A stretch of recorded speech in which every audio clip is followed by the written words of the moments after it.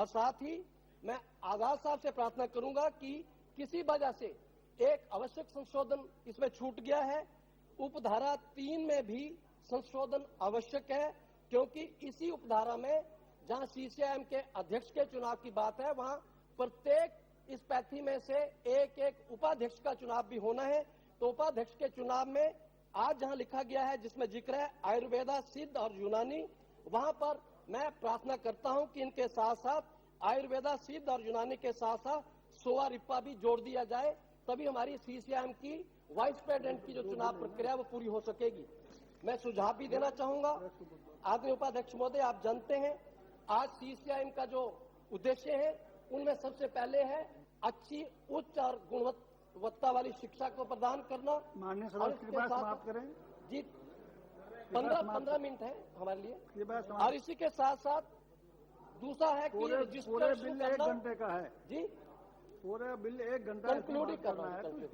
आदरणीय उपाध्यक्ष जी, अब सीसीआईएम का जो गठन हो रहा है उनमें मैं सुझाव देना चाहूंगा कि जो सबसे पहले वोटर लिस्ट बन रही है आज, उसमें कुछ खामियां रह गई हैं। आज यूटी और यूपी बराबर कर दिए गए हैं, क्योंकि धारा में लिखा गया है कि एक राज्य में मैक्सिमम 5 मेंबर चुने जाएंगे। अगर यूनियन टेरिटरी में से एक भी चुना जाए कम से कम, और यूपी में से 5 भी चुने जाएं, तो फिर भी मैं समझता हूं कि यूपी जैसे राज्य के साथ न्याय नहीं होगा, क्योंकि यूपी की जनसंख्या 80 गुना है कि यूटी के साथ। तो इसलिए मैं चाहता हूं कि इसको ठीक किया जाए और राज्यसभा के पैटर्न पर चिकित्सकों की संख्या जो रजिस्टर में दर्ज है उसके अनुसार उस राज्य से सीसीआईएम के लिए सदस्यों की संख्या का पुनर्निर्धारण किया जाए। और इसके साथ साथ दूसरी समस्या है अवधि की। आज जो भी सदस्य चुने जा रहे हैं वो 5 साल के लिए चुने जाते हैं, लेकिन उपाध्यक्ष जी इसमें एक कमी रह गई है कि उसमें लिखा गया है कि अगर एक सदस्य 5 साल के लिए चुना जाता है और उसके बाद जब तक नया सदस्य चुन के नहीं आता है तब तक वही सदस्य कंटिन्यू करेगा। और उसमें स्थितियां क्या हो गई हैं, जो एक बार चुना जाता है वो षड्यंत्र करता है, इस विसंगति का दुरुपयोग करता है और उस राज्य में चुनाव ही नहीं होने देता, कोई ना कोई अड़चन खड़ी कर देता है और मामला कोर्ट में लटका दिया जाता है। इसलिए मैं चाहूंगा इसमें संशोधन कर दिया जाए कि कोई भी सदस्य 5 साल के बाद सदस्य नहीं रहेगा, उसकी सीट खाली हो जाएगी और चुनाव भी अनिवार्य कर दिया जाएगा। इसी तरह मेरा सुझाव है कि एजुकेशन में एडमिशन का जो परमिशन देना है वो जून के महीने तक दे दिया जाए, ताकि समय पर एडमिशन हो जाए और रजिस्ट्रेशन भी हर साल रिन्यू की जाए। अनक्वालिफाइड तथा कथित किस्सों पर सेक्स चेकिंग हो, ताकि देशवासियों की जान से खेलने वाले इन लोगों को सख्ती बरत के सजा दी जाए। समाप्त करें।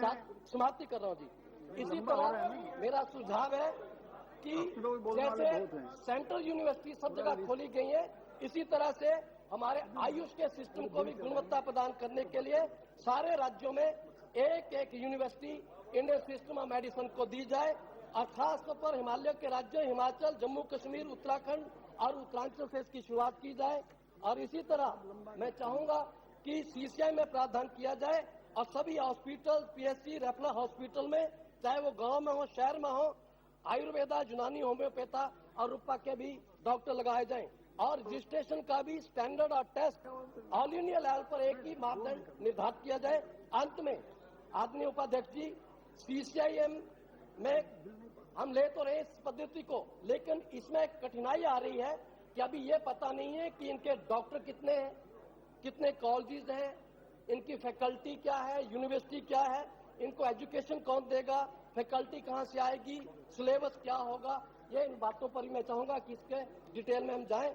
और अंत में मैं ये कहना चाहता हूं कि आज हमारे पास 2 परिषदें हैं, मेडिकल, डेंटल, नर्सिंग, फार्मा और पैरामेडिकल, ये 5 काउंसिल्स हैं। इसी तरह इंडियन सिस्टम में आयुर्वेदा, होम्योपैथी, यूनानी, सिद्धा की 4 काउंसिल्स हैं और 5वीं हम सोवा रिप्पा की कर रहे हैं। लेकिन आज मैं कहना चाहता हूं कि आज आदरणीय उपाध्यक्ष जी, एमसीआई को भंग कर दिया गया है। स्वास्थ्य मंत्रालय ने मेडिकल शिक्षा क्षेत्र की सभी मौजूदा परिषदों को भंग कर इनकी जगह नई व्यवस्था करने की कवायद तेज कर दी है। आजाद साहब का दावा है कि संसद के अगले सत्र में NCHRH अर्थात राष्ट्रीय स्वास्थ्य मानव संसाधन परिषद पेश कर देंगे, जिसमें सारी पारंपरिक तथा एलोपैथिक पद्धति के मेडिकल कॉलेजों का नियमन अलग अलग रहेगा। लेकिन दूसरी तरफ आदरणीय कपिल सिब्बल का प्रस्ताव है कि NCHER अर्थात राष्ट्रीय उच्च शिक्षा और शोध आयोग में मेडिकल शिक्षा को भी शामिल किया जाएगा। ये भ्रम की स्थिति बनी हुई है। मैं चाहूंगा कि आदरणीय आजाद कृपया साहब समाप्त करें। समाप्ति कर लास्ट पॉइंट नहीं, ये समाप्ति तो कई बार की है ना। इसको स्पष्ट करें। और अंत में मैं ये कहना चाहता हूँ, अंत तो कई बार अंत में कर देते हैं ना। हाँ, जल्दी बोलिए। अंत में मैं ये कहना चाहता हूँ कि आज जैसा कि हमारी पार्टी ने CBI के दुरुपयोग का मुद्दा उठाया है बार बार, इसमें भी CBI का दुरुपयोग होना शुरू हो गया है।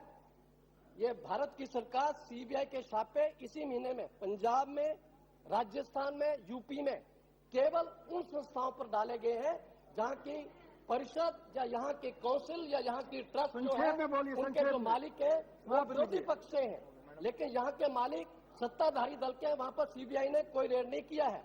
और मैं कहना चाहूंगा, समाप्त करें। अभी समाप्त कर रहा हूँ। अभी क्या 2-3 बार समाप्त कर रहे हैं। अभी कर्नाटक हाई कोर्ट में समाप्त कर रहे हैं। रिट पिटीशन की है जिसमें उन्होंने कहा है कि इस साल आयुर्वेदिक कॉलेजों में एडमिशन पर बैन लगा दिया जाए क्योंकि सीरियस इंफ्रास्ट्रक्चर डिफेक्ट्स पाए गए हैं।